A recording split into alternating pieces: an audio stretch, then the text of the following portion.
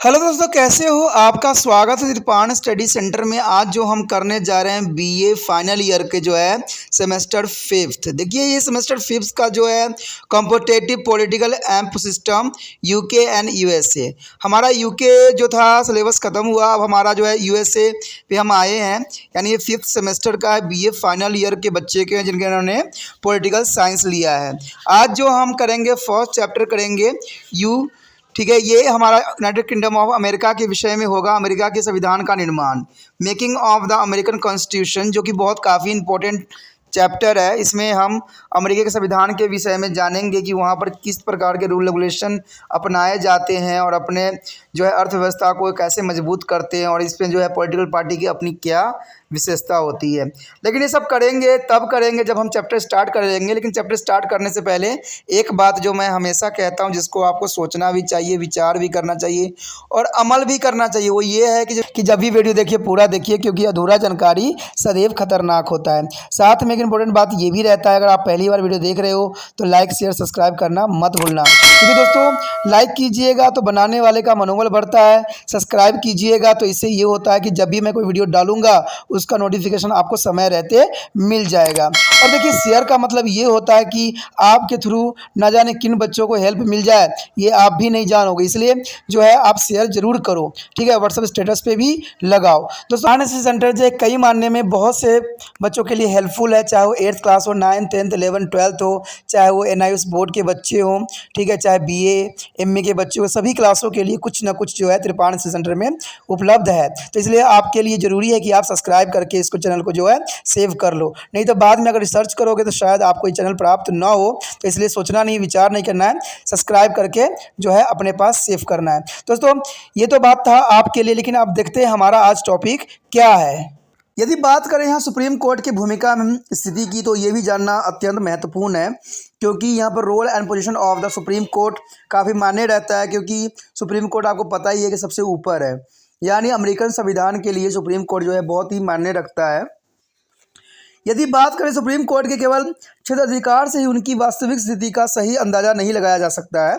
यानी आप क्षेत्राधिकार से ही सही अंदाजा लगाना आपके लिए संभव नहीं रहेगा। सुप्रीम कोर्ट अपनी स्थिति बनाए वाली ये स्वयं है, और अब की शक्ति जो है जो संविधान के संशोधन के बिना कम नहीं किया जा सकता। यानी संविधान के संशोधन होना अत्यंत आवश्यक है। और आपको मैं बता दूं कि अमेरिका में संविधान में संशोधन होना बहुत ही कठिन समस्या है, यानी होना संभव नहीं होता है। संयुक्त राज्य अमेरिका में सुप्रीम कोर्ट का इतना महत्वपूर्ण स्थान है कि एक लेख ने लिखा भी है कि जिस प्रकार सूर्य के बिना ग्रहों का जो है विचार नहीं किया जा सकता, उसी प्रकार जो है सुप्रीम कोर्ट के बिना अमेरिकन संवैधानिक व्यवस्था के बारे में विचार नहीं किया जा सकता। अब देखिए, यहाँ पर जो है सूरज को है जो है ग्रहों के साथ जो है तुलना किया गया है, जो बहुत बड़ी बात को दर्शाता है। यानी सुप्रीम कोर्ट जो है अमेरिकन संवैधानिक व्यवस्था के बारे में विचार करना संभव नहीं है, क्योंकि जो है सुप्रीम कोर्ट सबसे ऊपर मानी गई है। इसमें अपना लश्की ने भी ये सत्य बात कहा था कि सुप्रीम कोर्ट ने इतनी अधिक सफलता प्राप्त की है कि किसी भी अन्य संस्था के संयुक्त राज्य अमेरिका के जीवन पर इससे अधिक प्रभाव नहीं डाला जा सकता। कहते संयुक्त राज्य अमेरिका के लोगों के दिलों में सुप्रीम कोर्ट का बहुत ही अधिक मान है, और वह संसार के सर्वोच्च न्यायालय भी कहकर पुकारते हैं। यानी most August tribunal of the earth भी कहते हैं, यानी सर्वोच्च न्यायालय के रूप में जानते हैं। इसमें ग्रिफिथ ने भी अपना साफ शब्दों में कहा था कि सरकारी त्रिअंक का तीसरा संस्था है, अन्य दो अंगों से किसी भी प्रकार कम महत्वपूर्ण ये सुप्रीम कोर्ट नहीं है। The American Supreme Court is the third member of the governmental treaties no less is important than to the other two member. यानी राष्ट्रपति और कांग्रेस की बात करें तो कहते हैं उससे भी जो है सुप्रीम कोर्ट कम नहीं है। संविधान की व्याख्या करने की शक्ति का अधिकार जो है सुप्रीम कोर्ट को प्राप्त है, और इस प्रकार सुप्रीम कोर्ट जो है संवैधानिक झगड़ों में जो है रेफरी का कार्य भी करती है। सुप्रीम कोर्ट के संघीय कानून तथा राज्य कानून के अवरोध घोषित करने की शक्ति भी प्राप्त कर ली है।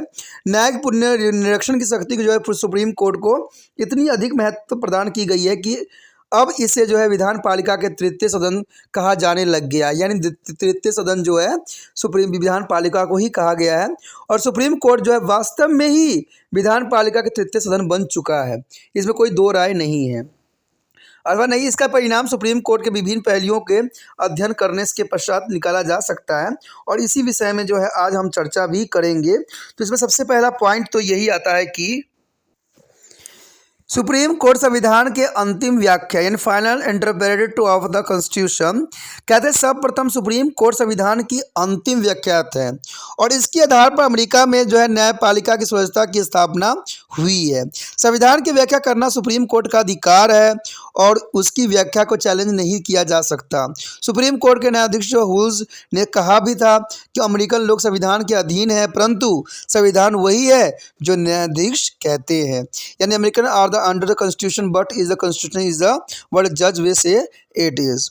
कहते हैं सुप्रीम कोर्ट में सुप्रीम न्यायाधीश को मार्शल्स भी कहा जाता था कि सुप्रीम कोर्ट के पास संविधान की व्याख्या का अधिकार है और आज सुप्रीम कोर्ट ने इस अधिकार को जो है चैलेंज नहीं किया गया है और यह ठीक भी है कि कुछ राष्ट्रपतियों ने इस बात का दावा भी किया था कि संयुक्त राज्य अमेरिका में शासन के तीनों और एक दूसरे से पूरक है, इसलिए इस तीनों अंगों को संविधान की व्याख्या का अधिकार भी है। कहते हैं सन 1819 ईस्वी में भूतपूर्व राष्ट्रपति जेफरसन ने लिखा भी था शासन का प्रत्येक अंग एक दूसरे से पुण्य स्वतंत्र है और प्रत्येक को यह अधिकार है कि वह स्वयं संविधान की व्याख्या करे और इसके सामने जो प्रश्न विचाराधीन हो उसे जो है अनुरूप स्वयं संविधान के अर्थों में उस प्रश्न का निर्णय भी करे।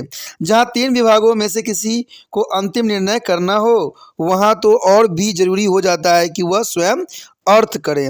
कहते सन 1832 ईस्वी में राष्ट्रपति जैक्सन ने भी ऐसा ही मत प्रकट किया था। इसके अनुसार शासन के तीनों अंगों को स्वयं संविधान की व्याख्या करने का अधिकार प्राप्त है और इसी सिद्धांत के आधार पर जो है राष्ट्रपति तथा कांग्रेस ने कई बार स्वयं संविधान की व्याख्या की और इस पर किसी न किसी कोई आपत्ति नहीं की, परंतु सुप्रीम कोर्ट की संविधान की व्याख्या का अधिकार आज सर्वमान्य है और इसी सिद्धांत के आधार पर जो है अमेरिका में न्यायपालिका की स्वच्छता की स्थापना भी हो गई है।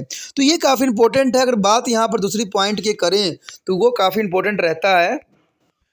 तो इसमें दूसरा पॉइंट तो यही आता है कि सुप्रीम कोर्ट और न्यायाधीश पुनरुपरीक्षण यानी the supreme court and the जजेस रिव्यू। कहते हैं सुप्रीम कोर्ट संविधान की व्याख्या ही नहीं करता है बल्कि यह भी निश्चित करता है कि कांग्रेस जो है कार्यपालिका तथा राज्य के कार्य संविधान के विरुद्ध है अथवा नहीं है। सुप्रीम कोर्ट इस कार्य को जो है न्यायिक पुनरीक्षण का नाम दिया गया है और न्यायिक जो है पुनरीक्षण अमेरिकन का राजनीति की एक महत्वपूर्ण विशेषता है। न्यायिक पुनरीक्षण का जो है साधारणतः यह अर्थ लिया जाता है कि न्यायपालिका को जो है विधानमंडल के कानून तथा कार्यपालिका के आदर्शों को जो संविधान की धाराओं के विरुद्ध हो अवैध घोषित करने का अधिकार प्राप्त है। सुप्रीम कोर्ट के मुख्य न्यायाधीश जो है मार्शल ने 1803 ईस्वी में जो है मारवाड़ी बनाम मेडिसन्स के मुकदमे का निर्णय करते समय न्यायिक पुनरीक्षण का जो है परिभाषा करते हुए इस प्रकार लिखा था कि न्यायिक पुनरीक्षण जो है न्यायालय द्वारा अपने सामने पेश विधायक कानूनों को जो है कार्यपालिका अथवा प्रशासकीय कार्य का वह निरीक्षण है जिसके द्वारा यह निश्चित किया जाता है कि क्या ये एक लिखित संविधान के द्वारा निरीक्षित किए गए हैं अथवा उन्हें अपनी शक्तियों को बढ़ाकर कार्य किया गया है अथवा नहीं। तो ये सारी बातें इंपॉर्टेंट है। अगर हम यहाँ फाइनल्स की बात देखें तो फाइनल्स ने साफ शब्दों में बात की व्याख्या किया था कि यह सत्य चाहे न भी हो परंतु इस बात से इनकार नहीं किया जा सकता कि न्यायिक पुनरीक्षण की प्रणाली को जिन देशों ने अपनाया है उनमें भारत भी शामिल है। अधिकतर अमेरिकन विधि से अधिक प्रभावित हुए हैं और अमेरिका में न्यायाधीश पुनरीक्षण का प्रयोग केवल सर्वोच्च न्यायालय के द्वारा ही नहीं किया जाता है बल्कि निम्न संघीय न्यायालय तथा राज्य के न्यायालय के द्वारा भी किया जाने का प्रावधान यहाँ पर किया गया है। परंतु संयुक्त राज्य अमेरिका के संविधान में संबंधित सभी मुकदमे में जो है सुप्रीम कोर्ट का निर्णय अंतिम मानी जाती है, यानी सुप्रीम कोर्ट की जो निर्णय होगी वो अंतिम रहेगी। बात यदि हम करें तीसरी पॉइंट की तो इसमें यही बात आता है उभर के सामने कि संविधान की असमता के दूर करने के क्षेत्र में भूमिका यानी role of the clearing of the validity of their constitution. कहते हैं अमेरिका का संविधान संक्षिप्त होने के कारण, क्योंकि आपको ये बात पता होना चाहिए कि अमेरिका के संविधान जो है बहुत ही संक्षिप्त है, यानी इसमें बहुत ही पहले 13 जो रखा गया था बात, ठीक है, इसको आधे घंटे में पढ़ा जा सकता था और आज जो है 27 बना दिया गया है संशोधित करके, तो आज 1 घंटे में पढ़ा जा सकता। यानी अमेरिका का संविधान बहुत ही संक्षिप्त है, बहुत ही छोटी बनाई गई है। संविधान में अनेकों बात स्पष्ट नहीं है। उदाहरण के लिए अगर संविधान में यह बात स्पष्ट नहीं है कि उच्च अधिकारियों को हटाने के लिए सीनेट की स्वीकृति चाहिए या नहीं, सुप्रीम कोर्ट ने संविधान की व्याख्या करने का यह स्पष्ट कर दिया है कि राष्ट्रपति को जो है उच्च अधिकारियों को हटाने के लिए सीनेट की स्वीकृति लेने की कोई आवश्यकता नहीं है। इस प्रकार जो है सुप्रीम कोर्ट ने अपनी व्याख्या द्वारा संविधान की अस्पष्टता को दूर करने की कोशिश भी किया है। बात करें यहाँ पर सुप्रीम कोर्ट के संवैधानिक विकास में महत्व का, तो वो काफ़ी इंपॉर्टेंट रहेगा। कहते हैं अमेरिकन संविधान के विकास में सुप्रीम कोर्ट का एक महत्वपूर्ण स्थान है और अमेरिकन संविधान बहुत ही संक्षिप्त था और यह संविधान उस समय के लोगों की आवश्यकताओं को पूरा करने के लिए बनाया गया था। संयुक्त राज्य अमेरिका उस समय कृषि प्रधान देश मानी जा रहा था, यानी उस समय कृषि प्रधान देश अमेरिका था और आज अमेरिका एक जो है औद्योगिक क्षेत्र देश बन गया है। देश की सामाजिक तथा आर्थिक स्थिति में परिवर्तन होने के साथ साथ देश के संविधान में परिवर्तन होना अनिवार्य सी बात थी और यदि संविधान में परिवर्तन न हो तो इसे देश में जो है क्रांति का जो आना स्वाभाविक माना जाता था। अमेरिका के संविधान के विकास में सुप्रीम कोर्ट का एक महत्वपूर्ण हाथ है। इसमें जो है जेम्स एस बैंक्स ने साफ शब्दों में कहा था कि सुप्रीम कोर्ट केवल एक न्यायालय ही नहीं है, अतुल कुछ एक शर्तों के साथ एक निरंतर अधिवेशन में रहने वाला संविधान निर्माण सभा भी है। यह संविधान की व्याख्या करती हुई उसे जो है परिवर्तन परिस्थितियों के अनुसार ढालती हुई भी है। अगर बात करें 1787 ईस्वी की, तो संविधान निर्माण सभा की कार्य चला रही थी और इसमें टोलेड ने भी अपने साफ शब्दों में कहा था कि सुप्रीम कोर्ट अमेरिकन के मूल्य संविधान का प्रयोग एक पूरक संविधान के निर्माण का जो आधार के रूप में करेगा, यानी the supreme Court has be used the constitution as the point of departures from the constitution and supplementaries of body of constitutional law. यानी यहाँ पर बात साफ कर दिया गया है कि संविधान की व्याख्या करने का अधिकार सुप्रीम कोर्ट के पास है और सुप्रीम कोर्ट ने संविधान की व्याख्या करने का नए नए अर्थ निकालते भी है, जिससे संविधान का विकास हुआ है। राष्ट्रपति को कर्मचारियों को हटाने की शक्ति का संविधान में स्पष्ट वर्णन नहीं है किया गया, परंतु सुप्रीम कोर्ट ने अपनी व्याख्या करने की शक्ति के आधार पर राष्ट्रपति की इस शक्ति का जो है समर्थन भी किया है और अब जो है संविधान का अंग बन भी चुका है। संविधान में लिखा है कि कांग्रेस को सेना भर्ती करने तथा उसकी जो है पोषण करने का अधिकार है, लेकिन सुप्रीम कोर्ट की इस शब्द की व्याख्या के आधार पर ही कांग्रेस ने लाखों की सेना जो है शांति काल में भी रखी हुई है और आज संघीय सरकार बहुत ही शक्तिशाली है और इसका जो है सेहरा सुप्रीम कोर्ट को ही बांधा जा रहा है, क्योंकि सुप्रीम कोर्ट इम्पोर्टेंट माना रहा है। इसमें जिंक ने भी अपने शब्दों में बात स्पष्ट किया था कि यदि आर्थिक तथा सामाजिक समस्याओं की बढ़ती हुई जटिलता के कारण संघ तथा राज्य के संबंधों में परिवर्तन स्थापित किए हैं, किंतु इसका क्षेत्र और जो है न्यायिक व्याख्या की शक्ति को ही जाता है, जिसने इस बात को ठीक ठीक निश्चय किया है कि इन परिवर्तनों के संवैधानिक ढांचों को किस सीमा तक झलक मिलानी चाहिए। यानी ये बात यहाँ पर काफ़ी इंपॉर्टेंट आ जाती है। यदि बात यहाँ पर हम करें सुप्रीम कोर्ट के नागरिक के मौलिक अधिकार के संरक्षण के रूप में, तो ये भी बहुत इंपॉर्टेंट रहेगा। सुप्रीम कोर्ट के नागरिकों के मौलिक अधिकार के संरक्षण के रूप में कम महत्व नहीं है। कहते हैं सुप्रीम कोर्ट नागरिकों को उन अधिकारों की रक्षा की है और अधिक से अधिक ध्यान भी दे रही है जो नागरिकों को संविधान में दिए गए हैं। संविधान में दिया गया है कि बिल ऑफ राइट्स जो है संघ सरकार के प्रतिबंध लगाता है ताकि नागरिकों को अधिकारों की रक्षा की जा सके। दूसरी ओर संविधान में 14वें और 15वें संशोधन के अनुसार जो है नागरिकों के अधिकारों को राज्य के सरकारों से सुरक्षा रखने के लिए राज्य की ओर से न्यायिक संरक्षण प्राप्त है। राज्य नागरिकों के अधिकारों को कम नहीं कर सकते हैं और न ही छीन सकती है। कोई भी राज्य विधि द्वारा जो है प्रतिस्थापित किए जाने के बिना किसी नागरिक के जीवन स्वतंत्रता संक्षिप्त के अधिकारों से वंचित नहीं कर सकता है। जब नागरिक सामान्य है और कोई भी राज्य किसी नागरिक कानून के सामान्य संरक्षण के वंचित नहीं कर सकता है, तो ये बहुत इंपॉर्टेंट बात है। यानी नागरिकों को मौलिक अधिकार का पूर्ण संरक्षण जो है सुप्रीम कोर्ट के पास है। और कहते हैं वोट पाने का अधिकार भी समानता सिद्धांत के आधार पर दिया गया है और संपत्ति के अधिकार की रक्षा प्रायः राज्य के संविधानों द्वारा भी की गई है। तो ये दोनों बात ही काफ़ी इंपॉर्टेंट यहाँ पर जो है नागरिकों के संरक्षण अधिकार में आता है। अगर अगली बात पॉइंट की करें तो कहते हैं कानून निर्माण की भूमिका भी सुप्रीम कोर्ट के पास ही होता है। सुप्रीम कोर्ट ने संविधान की व्याख्या करते समय नए सिद्धांत तथा नियमों को जन्म भी दिया है और आने वाले समय में यही सिद्धांत या नियम कानून बन सकते हैं।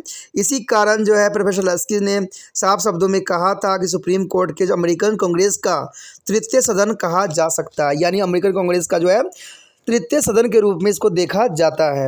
अगर बात करें यहाँ पर संघीय सरकार की शक्तियों की वृद्धि में क्या भूमिका है, तो ये भी इम्पोर्टेंट है, यानी role of the increasing the power of federal government, यानी अमेरिकन संविधान के अंतर्गत संघीय सरकार को राज्य की अपेक्षा कम शक्तियां दी गई है, परंतु सुप्रीम कोर्ट ने संघीय सरकार की शक्तियों की वृद्धि में महत्वपूर्ण भूमिका अदा किया है। अगर बात करें सुप्रीम कोर्ट में लुप्त शक्तियों की के सिद्धांतों की, तो बहुत इंपॉर्टेंट रहेगा।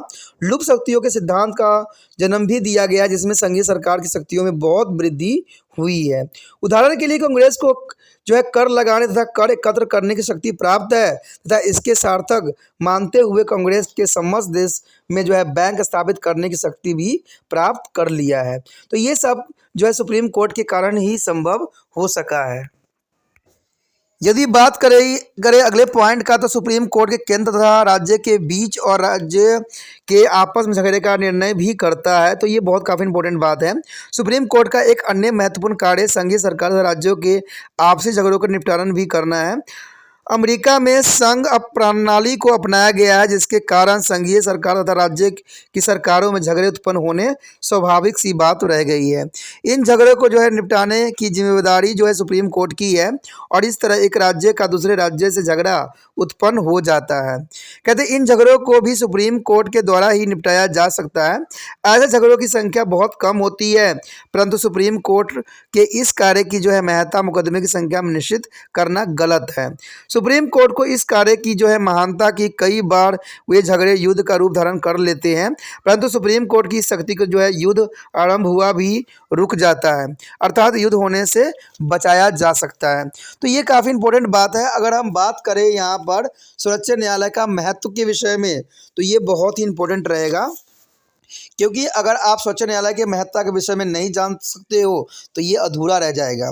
बात अगर हम करें सर्वोच्च न्यायालय के महत्व यानी important of the supreme court की, तो कहते हैं अमेरिकन शासन प्रणाली में सर्वोच्च न्यायालय का एक महत्वपूर्ण स्थान है। इसमें जेम्स बैंक ने भी साफ शब्दों में कहा था कि संविधान का जो है संतुलन चक्र कहकर पुकारा जाता है। यह संविधान को ही संतुलन का चक्र कहा जा सकता है। तो इसमें बात तो ऐसा है कि न्यायालय जिसके कार्य ही राजनीतिक शास्त्र के अमेरिका की एक जो है अनूठी देन है, जो कि किसी भी अन्य संविधान में नहीं मिलता है। तो सबने अपने इसमें विचारधारा अपना अपना प्रकट किया है। कहते हैं इसमें निस्संदेह सुप्रीम कोर्ट के संविधान की व्याख्या करने की शक्ति, नागरिकों के अधिकार की रक्षा करने की शक्ति तथा न्यायिक पुनरीक्षण की शक्ति बहुत ही महत्वपूर्ण है। कहते हैं इसमें संदेह करने वाली बात नहीं है कि जो है नागरिकों के अधिकारों की रक्षा करना, ठीक है, उसकी व्याख्या करना और पुनर्निरीक्षण की जो है शक्तियाँ सिर्फ जो है सुप्रीम कोर्ट को ही प्राप्त है। इसके निर्णय अंतिम होते हैं, जबकि कांग्रेस और राष्ट्रपति नहीं, यानी राष्ट्रपति और कांग्रेस के जो है निर्णय अंतिम नहीं माने जा सकते हैं जब तक सुप्रीम कोर्ट के जो है अंतिम माने जाते हैं। यानी अमेरिकन में जो है संविधानों में और अमेरिका के जो है राजनीतिक में सिर्फ तीन चीज़ का बहुत महत्व होता है, कांग्रेस, राष्ट्रपति और जो है सुप्रीम कोर्ट का। तो ये तीनों जो है त्रिनेत्र के समान है, ठीक है। सुप्रीम कोर्ट का जो अमेरिकन राजनीति में इतना महत्व है कि न्यायाधीश जो है फिल्क्रेटर ने यह कह भी दिया था कि सुप्रीम कोर्ट ही संविधान है। The supreme Court is a constitution. मुख्य न्यायाधीश हुगल्स का भी कहना था कि हम एक संविधान के अधीन हैं, परंतु संविधान वही है जो कुछ भी न्यायाधीश कहते हैं, यानी न्यायाधीशों की विचारधाराओं को यहाँ पर प्रायोरिटी दी गई थी। इसमें जो है लस्की के इस कथन में बहुत सच्चाई है, क्योंकि संविधान के तीसरे सदन के तरह कार्य भी करता है। यानी इसमें लस्की ने साफ शब्दों में कहा था कि सुप्रीम कोर्ट विधानमंडल का तीसरा सदन भी है, that is super court of the third chamber of legislative. तो इसमें कोई दो राय नहीं है और कोई दो गलत बात नहीं है, और इसमें जो है संविधान की व्याख्या इतनी सुप्रीम कोर्ट का कार्य है और इसकी व्याख्या जो है चैलेंज नहीं किया जा सकता। सुप्रीम कोर्ट जो जब संविधान की व्याख्या करती है तब नए नए अर्थ देकर जो नए नए कानून बनाई जा सकती है। सबसे बड़ा कारण जिसके आधार पर जो लस्की ने इसे तीसरा सदन कहा है वह इसकी न्यायिक पुनरीक्षण की शक्ति है, यानी पुनरीक्षण की शक्ति जो है सुप्रीम कोर्ट को ही प्राप्त है। इस शक्ति के आधार पर सुप्रीम कोर्ट कांग्रेस के दोनों सदनों द्वारा पास किए गए कानूनों को भी रद्द कर सकती है। जब कांग्रेस के विचारधाराओं को रद्द किया जा सकता है तो इसका मतलब है कि संविधान में जो है न्यायालय का जो है अपना विशेष महत्व रखता है। इस प्रकार सुप्रीम कोर्ट के पास जो है निषेध अधिकार यानी वीटो पावर भी की शक्ति दी गई है। जब सुप्रीम कोर्ट कांग्रेस के किसी भी कानून को रद्द करती है तो उसे कांग्रेस की नीतियों भी रद्द हो जाती है और इस प्रकार सुप्रीम कोर्ट कांग्रेस के रास्ते दिखाता है और उस प्रकार जो है नीति को भी अपनाना चाहिए जिस प्रकार कानून का निर्णय करना चाहिए। अंततः हम कह सकते हैं कि सुप्रीम कोर्ट का अमेरिकन शासन प्रणाली में एक महत्वपूर्ण हाथ है और इसके अध्ययन के बिना संयुक्त राज्य अमेरिका की शासन प्रणाली की सही नहीं समझा जा सकता।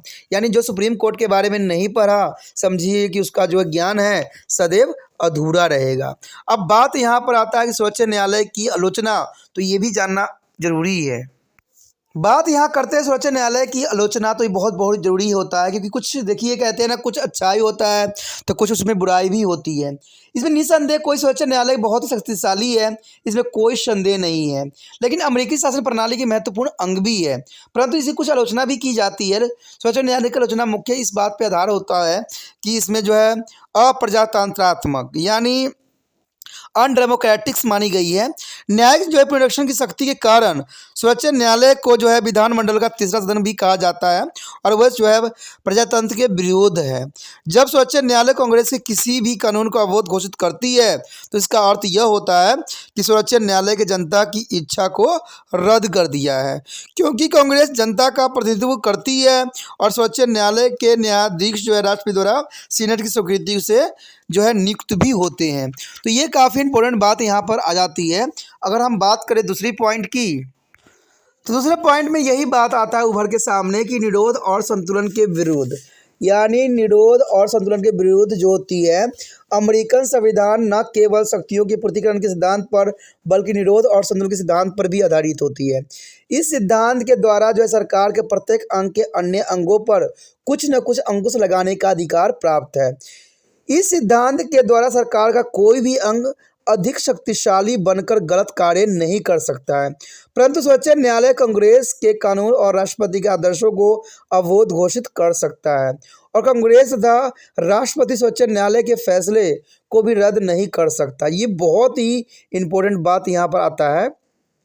इसमें जो है एबी टूरेलेटर्स ने साफ शब्दों में कहा था कि इसके फैसले पर राष्ट्रपति को भी निषेधाधिकार नहीं है जैसे कांग्रेस के कानून पर है और कांग्रेस इसके फैसले को रद्द नहीं कर सकता जैसे राष्ट्रपति की निषेध कर सकती है।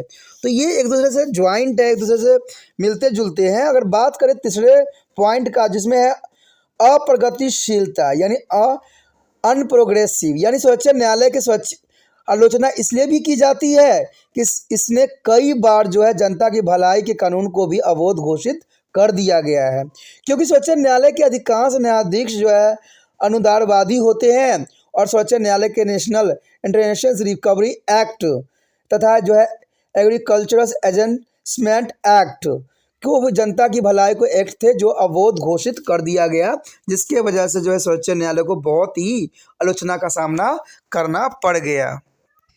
यदि बात यहाँ पर करें तीसरी पॉइंट के, तो इसमें साफ शब्दों में यही बात है कि बहुत लंबी अवधि, यानी यहाँ पर सबसे लंबी अवधि जो है there is a long term office, यानी सर्वोच्च न्यायालय के न्यायाधीशों के रिटायर होने की लिए कोई आयु निश्चित नहीं की गई है।